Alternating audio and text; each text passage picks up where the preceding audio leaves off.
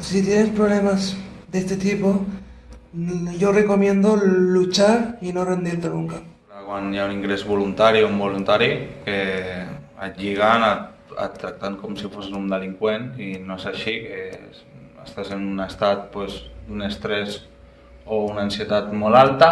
S'ha d'associar incidents extremadament greus a instituts amb el trastorn mental en els mitjans de comunicació. Doncs jo crec que fa falta molta educació emocional des de que som petits perquè després d'adults sapiguem viure i no ens trenquem pel camí.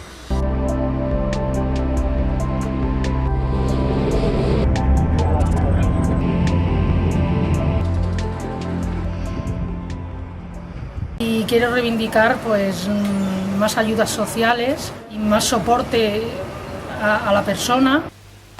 Definir-s'hi més amb la medicació, que a vegades fan una mica de tripilló. Abans de tot, som persones amb cor.